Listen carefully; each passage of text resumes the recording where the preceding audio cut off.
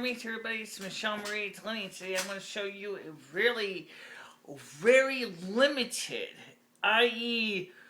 very hard to find, one of the very first laptops that ever came out in the 80s.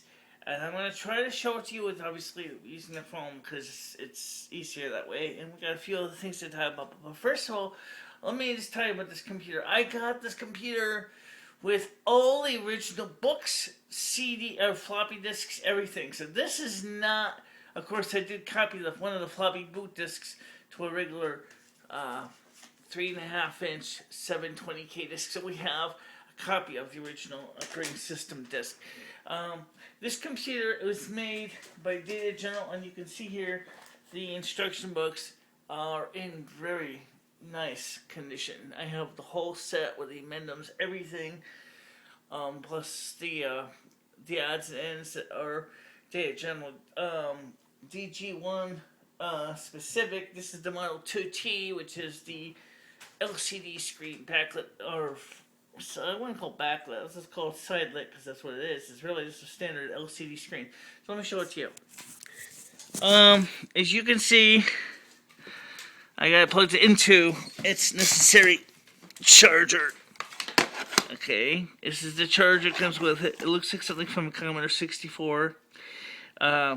This is the same charger as for the plasma screen version. And this also has the ability to charge a separate external battery pack, which is more common for the plasma version. This is not the plasma version of this model, which is a power pig in its own right. So let's open it up and take a look at the screen. Okay, it's typical PC. Okay, you got a couple of strange keys. It looks like some of the writing's kind of fading out on it. At least I can see. But no, it uses, as I said, when you turn it on, and I tried to make sure to set the screen bright enough so you can see it, because it is not backlit in the traditional sense of the word. It has 640 kilobytes of RAM in it. It uses MS-DOS. The original operating system MS-DOS came with was the Data General specific one for the DG1. And what's nice about this is, like a lot of these early computers, it has a built-in modem port on it. It has software, and so you can actually fire it right up as a terminal program. It does not have built-in BASIC, but that's okay. We're going to start this out and show you how it works in DOS. So, this computer here, this model, has the optional added on secondary 3.5-inch plus the primary 3.5-inch. There is also capability to have an 8-bit IDE hard drive that would go here in this bay here. It uses a special supporting card. I don't have this.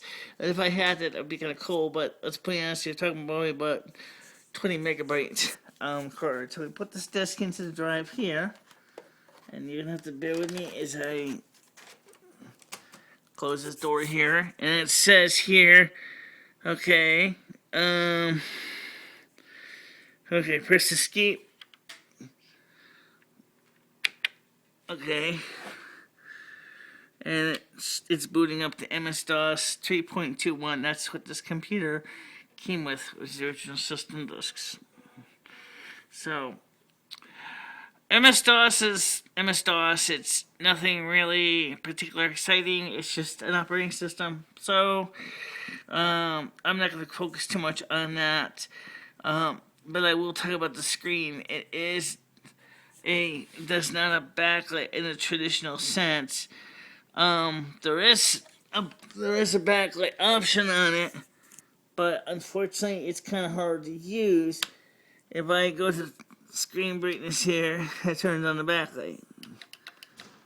And if I think it's too much of a power sucker, I can just turn off just standard backlight screen. And this is accessing using these controls here.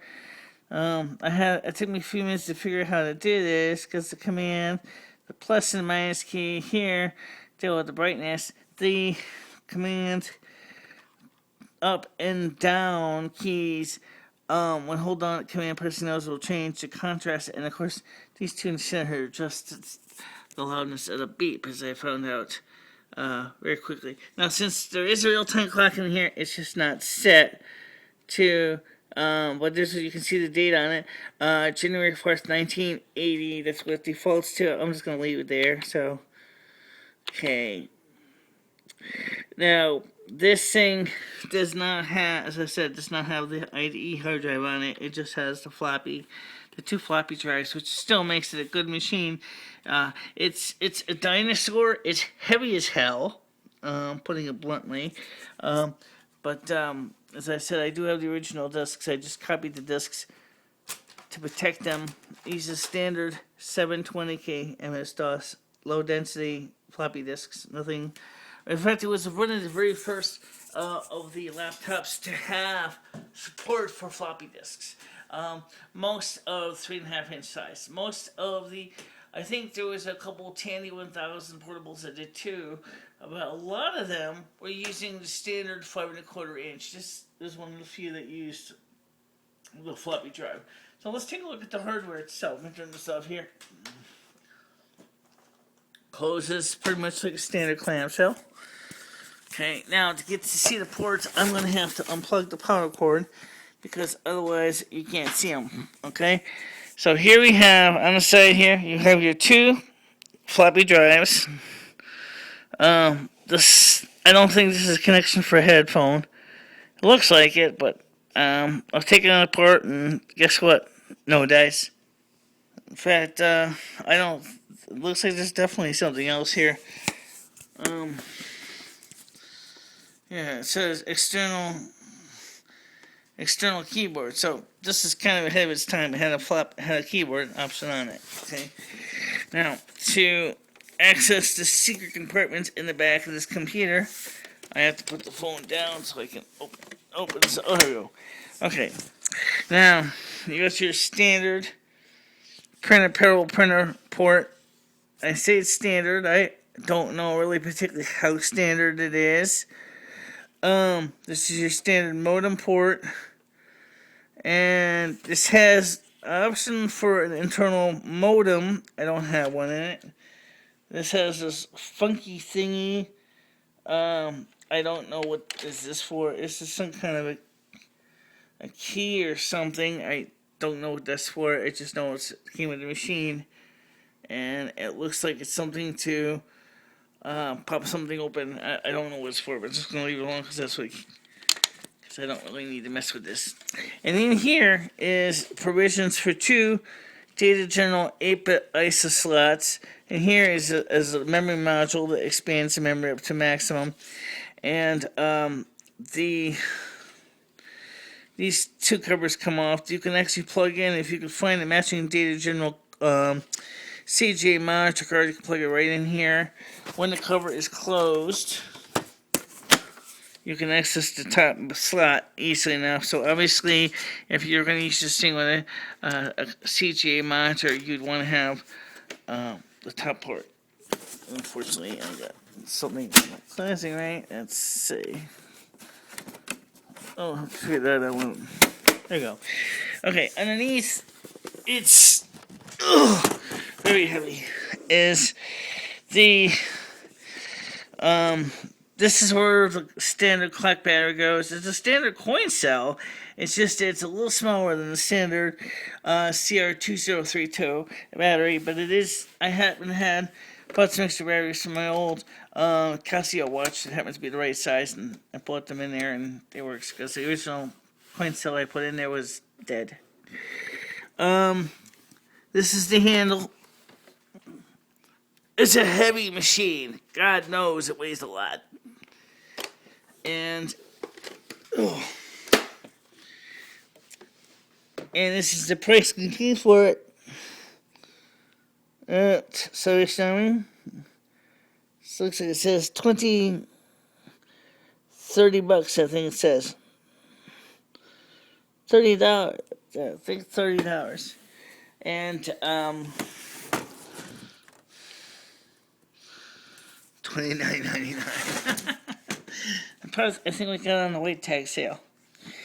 And What else does this have going for it? Not a lot. It's heavy as hell.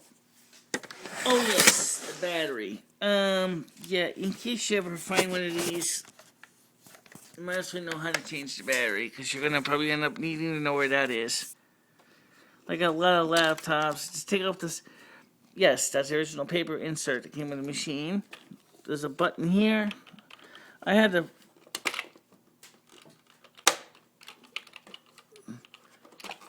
pull this off. There's the battery right there. Oops.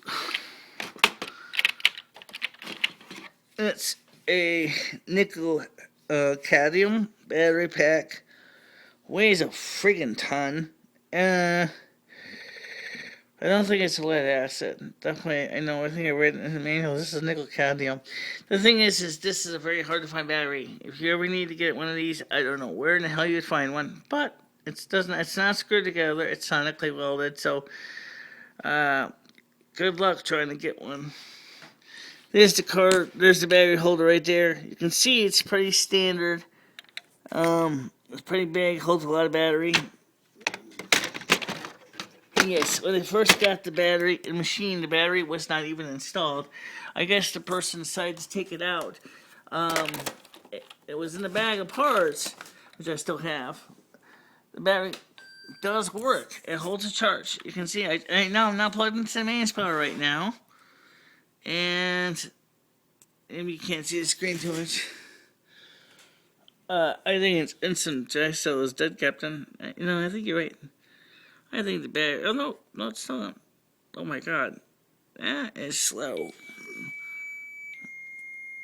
Okay, now what's the message says here? Okay, number 11. Number 11 has to do with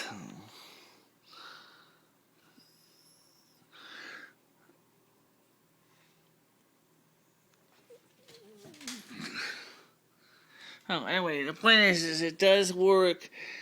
I'm surprised it even works this well without the battery. I mean, considering this thing is a dinosaur, okay? Yes, notice sometimes it keeps sending back to one floppy drive. Just press 2, press escape, press escape. Okay, so anyway, that's this. This is the machine. It's a dinosaur. It's old. It's ancient. It's something from early 80s, and yes, it does work. But it's definitely not anything really exciting. As I said, a lot of PCs were like this basic boring boxes back then. Nothing majorly exciting. But anyway, if you'd like to have a piece of computer history with all the original books, copies of the discs, original discs, whatever, of the Data General DG1 Model 2T, just email me at bichela3@gmail.com and we will arrange for you to pick it up. No, I'm not shipping it. Sorry, guys. You want it, you gotta come get it. Okay? I'm offering it for free, so don't complain. Okay? And as I said, it comes with everything you need to get started out with. It's got one parallel port, one serial port. It has a terminal program in it, and yes, I'll even include a copy of Telex, which it does work. So for the install, you can. Oops, sorry, Rest. So anyway, that's it for now. So I'll talk to you later, guys. Bye bye.